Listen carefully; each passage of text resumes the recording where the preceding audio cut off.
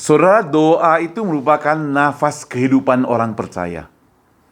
Doa itu juga merupakan komunikasi kita kepada Tuhan, berbicara kepada Tuhan. Itu langsung dua arah, tanpa kabel, tanpa pulsa, dan gratis. Ingat saudara, ketika kita sering berdoa, berarti kita sering berkomunikasi dengan Bapa kita di surga. Makin sering kita bicara kepadanya, maka makin sering kita mengetahui siapa dia.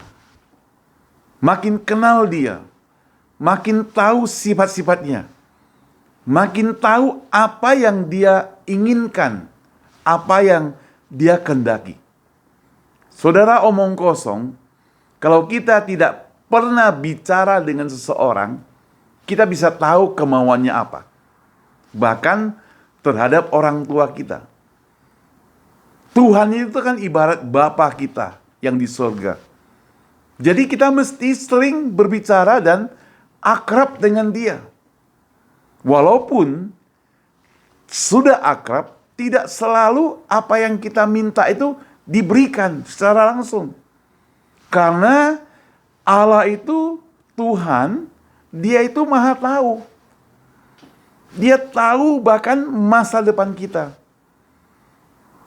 Jadi apa yang dia berikan itu sudah pasti yang sangat baik, yang terbaik buat kita. Kalau hari ini dia tidak berikan apa yang kita minta, itu berarti apa? Itu berarti dia tahu apa yang kita minta itu tidak baik. Tidak ada gunanya. Sebab dia Allah tahu. Kalau bapak kita di rumah, kita minta sesuatu pada dia, dia tidak berikan, masih kita boleh merasa protes. Kenapa? Karena belum tentu bapak kita tidak berikan, belum tentu apa yang kita minta tidak baik. Mungkin bapak kita tidak punya uang. Mungkin dia harus kasihkan pada anak yang lain, sehingga kita tidak dapat. Tapi Allah Bapa kita di surga itu Allah yang adil. Dia maha tahu. Dia juga maha pengasih, maha penyayang. Jadi apapun yang kita minta kepada dia itu, dia pasti akan memberikan jawaban yang sangat menguntungkan kita. Yang tidak pernah akan merugikan kita. Lalu ada orang bertanya, saya kan sakit, minta sembuh, kenapa tidak disembuhkan?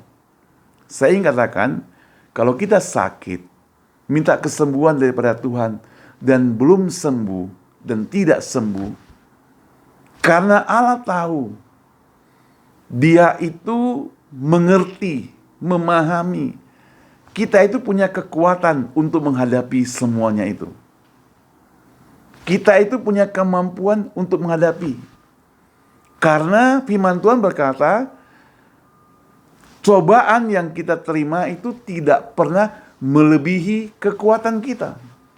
Dengan demikian, maka kalau kita mengalami ujian dalam hidup ini, masalah dalam kehidupan kita, yang sudah kita doakan belum dan tidak diselesaikan, itu artinya kita masih mampu untuk mengatasinya, untuk menghadapinya. Nah, mungkin Anda mengatakan, kenapa orang lain minta cepat-cepat dia sudah dapat? Nah, kepada orang lain itu kemungkinan besar dia tidak kuat kalau dia tidak dapat.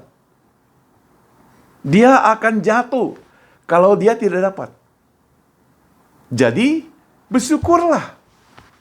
Itu sebabnya maka firman Tuhan mengajarkan pada kita, bersyukurlah selalu. Bahkan ketika doa kita tidak dikabulkan, tetap bersyukur. Karena itulah yang terbaik daripada Tuhan Allah terhadap diri kita. Sampai kepada doa kita tidak dikabulkan pun yang terbaik. Saudara, waktu teman-teman Daniel, Sadrak, Mesak, Abednego ketika mereka menghadapi api bakaran yang luar biasa itu yang sebentar akan menghanguskan mereka. Mereka itu tetap setia kepada Tuhan, setia kepada Allah. Dia katakan, kami percaya Tuhan Allah yang kami sembah sanggup menyelamatkan kami. Tetapi kalau Dia tidak menyelamatkan kami pun, kami tetap setia, percaya kepadanya.